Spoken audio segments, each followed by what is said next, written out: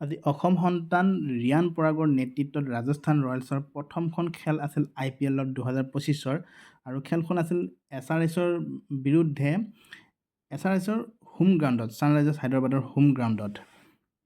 খেলখনত RRয়ে টছত জয়ী হৈ প্ৰথমে SRHক বেটিং কৰিবলৈ দিয়ে। এইখিনিতে এটা ভুল হয় ৰাজস্থান ৰয়েলছৰ ক'বলৈ গ'লে।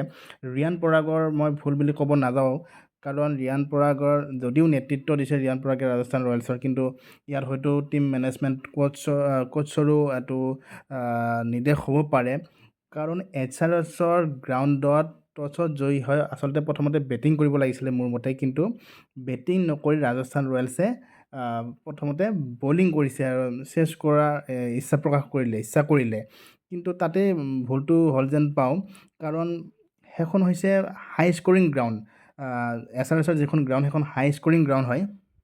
SRHক যিহেতু প্ৰথমে বেটিং কৰাৰ সুবিধা দিছেই আৰু সন্মুখত কোন আছে, ট্ৰেভিছ হেড আৰু অভিষেক শৰ্মা, অৰ্থাৎ ট্ৰেভিছ হেড আৰু অভিষেক শৰ্মাৰ খেল কেনেকৈ খেলে চবেই জানে, সকলোৱে জানেই, আৰু ইহঁতে এটেকিং খেল খেলে, বহুত মানে কোবাই খেলে আচলতে প্ৰথমৰ পৰাই প্ৰতিটো বলতে কোবাই খেলে, প্ৰতিটো বলৰ পৰাই প্ৰথম বলটোৰ পৰা কোবাই খেলা ষ্টাৰ্ট কৰে, আৰু আজিও তাৰ ব্যতিক্ৰম নাছিল, আজিও কোবাই খেলিছিল অভিষেক শৰ্মা আৰু ট্ৰেভিছ হেডে। অভিষেক শৰ্মা 24 ৰান কৰি আউট হয়, যেতিয়া 11টা বলত 24 ৰান কৰি আউট হোৱাৰ পিছত ঈশান কিষণ আহে। ঈশান কিষণে খুব বিস্ফোৰক মানে পাৰি খেলে, আজি 106 ৰান কৰে ঈশান কিষণে, আৰু 20 অভাৰত SRHে বিশাল স্ক'ৰ 286 ৰান কৰে। আজি এটা বিশাল স্ক'ৰ কৰে আৰু 287ৰ এটা বিশাল টাৰ্গেট দিয়ে ৰাজস্থান ৰয়েলছক। যদি SRHৰ স্ক'ৰ কাৰ্ডখন চাবলৈ যাওঁ, অভিষেক শৰ্মাই 11 বলত 24 ৰান কৰিছে, ট্ৰেভিছ হেডে 31 বলত 67 ৰান কৰিছে, ঈশান কিষণে 47 বলত 106 ৰান কৰিছে, নীতিশ কুমাৰ ৰেড্ডী 15 বলত 30 ৰান কৰিছে, আৰু হেনৰিক ক্লাছেনে 14 বলত 34 ৰান কৰিছে। কিমান বিস্ফোৰক খেল খেলিছে, ষ্ট্ৰাইক ৰেটবোৰ চালে গম পোৱা যায়, সকলোৰে 200ৰ ওপৰত ষ্ট্ৰাইক ৰেট আছে। চাওক, ৰাজস্থান ৰয়েলছৰ বলিংটো আজি খুবেই বেয়া হৈছে। আজি মেটছখনত বলিং কাৰ্ডখন চালে জানিব পাৰিব আপোনালোকে। ফজল হক ফাৰুকীয়ে 3 অভাৰত 49 ৰান দিছে, মহেশ তীক্ষ্ণই 4 অভাৰত 52 ৰান দিছে, দুটা উইকেট লাভ কৰিছে। জফ্ৰা আৰ্চাৰে 4 অভাৰত 76 ৰান দিছে, সন্দীপ শৰ্মাই 4 অভাৰত 51 ৰান দিছে, এটা উইকেট লাভ কৰিছে। নীতিশ ৰাণাই 1 অভাৰত 9 ৰান দিছে, আৰু তুষাৰ দেশপাণ্ডে 4 অভাৰত 44 ৰান দিছে, 3টা উইকেট লাভ কৰিছে। স্পীড বলিঙত চাওকচোন, ফজল হক ফাৰুকী 3 অভাৰত 49 ৰান, 16.33 ইকনমিক ৰেট।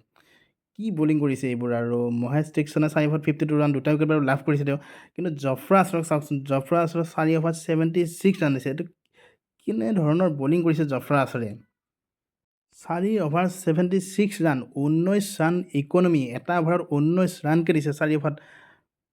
কেনেধৰণৰ বলিং কৰিছে মানে, আচলতে আগতে যোৱাবাৰ 10 বল আছিল, 10 বলত কিহৰ কাৰণে ৰাজস্থান ৰয়েলে 10 বলটো কিহৰ কাৰণে যাবলৈ দিলে অকশ্যনত, কিয় মানে 10 বলটোৰ হৈ নামাতিলে বা ৰিটেন কিয় নকৰিলে 10 বলটোক।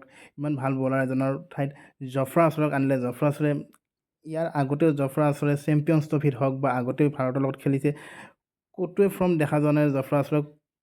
সকলোতে জফ্ৰা আৰ্চাৰে বেয়া বলিঙে মই দেখা পাইছোঁ এতিয়ালৈকে। ৰাজস্থানৰ এইটো এটা ডাঙৰ ভুল বুলি মই মোৰ ফালৰ পৰা মোৰ এটা ব্যক্তিগত মত, এইটো জফ্ৰা আৰ্চাৰক লোৱাটো। 10 বল্ড আৰু ৰবিচন্দ্ৰন অশ্বিন, তাৰপিছত যুজবেন্দ্ৰ চাহাল, এইকেইজন বলাৰ গোটেইকেইজনক যাব দিছে। জফ্ৰা আৰ্চাৰ, ফজল হক ফাৰুকীক লৈছে। ফজল হক ফাৰুকীৰ বল কেতিয়াবা ভালেই পাওঁ বাৰু, কিন্তু জফ্ৰা আৰ্চাৰৰ মই বল বহুত দিনে হৈ গ'ল জফ্ৰা আৰ্চাৰৰ ফৰ্মত থকা দেখা নাই।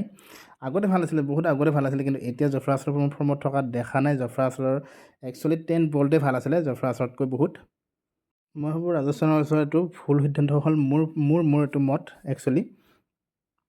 ৰাজস্থানৰ হৈছে 287 ৰানৰ টাৰ্গেটৰ পিছা কৰিবলৈ আহি প্ৰথমে যশস্বী জয়ছোৱাল আৰু সঞ্জু চেমছনে যেতিয়া অপেনিং আহে, যশস্বী জয়ছোৱালে কিন্তু 1 ৰানতে আউট হয়, 5টা বলত 1 ৰান কৰি আউট হয় মাত্ৰ, আৰু সঞ্জু চেমছনে ভাল খেলিছে আজি, 66 ৰান কৰিছে। তাৰপিছত ৰিয়ান পৰাগ, কেপ্টেইন ৰিয়ান পৰাগ বুলি ক'ব লাগিব, কেপ্টেইন ৰিয়ান পৰাগে মাত্ৰ 4 ৰান কৰি আউট হয় 2টা বলত। ৰাজস্থান ৰয়েলছৰ যদি বেটিং কাৰ্ডখন চাওঁ, য়শস্বী জয়ছৱালে 1 ৰানতে আউট হৈছে। সঞ্জু চেমছনে ভাল খেলিছে বাৰু, 37টা বলত 66 ৰান কৰিছে। ৰিয়ান পৰাগে 4 ৰানতে আউট হৈছে। নীতিশ ৰাণা 11 ৰানতে আউট হৈছে মাত্ৰ। ধ্ৰুৱ জুৰেলে ভাল খেলিছে, 70 ৰান কৰিছে 35 বলত 200 ষ্ট্ৰাইক ৰেট।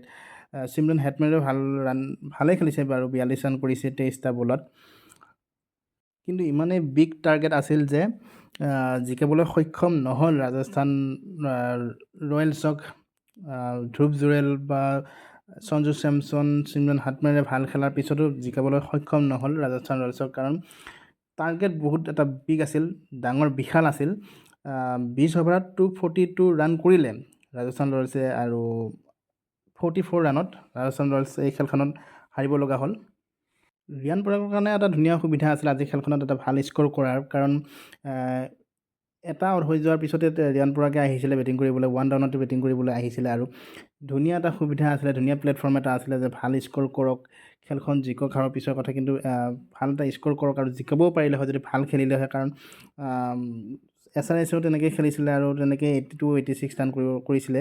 হয়তো ৰাজস্থান ৰয়েলছে যদি তেনেকৈ ভাল খেলিলে হয়, বা ৰিয়ান পৰাগে ভাল খেলিলে হয়, য়শস্বী জয়ছৱালে যদি ভাল খেলিলে হয়, হয়তো এই খেলখনত জয়ী হ'ব পাৰিলে হয় চাগে। টছ এটা ফেক্টৰ আছিলে এখন ফিল্ডত, এখন গ্ৰাউণ্ডত। মোৰ মতে টছত জয়ী হৈছিলে, তাত ধুনীয়া সুবিধা পাইছিলে, হয়তো বেটিং কৰিব লাগিছিল নেকি মোৰ মতে। বাৰু যি কি নহওক, প্ৰথমখন মেটচ ৰিয়ান পৰাগৰ নেতৃত্বত বাৰু হাৰিলে, আৰু ৰিয়ান পৰাগে আৰু 2খন খেলত নেতৃত্ব দিব পাৰিব, আৰু 2খন খেল গুৱাহাটীতে আছে, গতিকে ৰিয়ান পৰাগে বাকী 2খন খেলত ভালকৈ নেতৃত্ব দিয়ক আৰু ৰাজস্থান ৰয়েলছ জিকক তাৰে আশা কৰিছোঁ। আজিৰ ভিডিঅ'টো ইমানেই আছিলে। আজিৰ ভিডিঅ'টোৰ পৰা লৈছোঁ বিদায়, পুনৰ এটি নতুন ভিডিঅ'ত লগ পাম। ভিডিঅ'টো ভাল লাগিলে সকলো লাইক শ্বেয়াৰ কৰি দিব, লগতে চেনেলটো ছাবস্ক্ৰাইব কৰিব। ধন্যবাদ।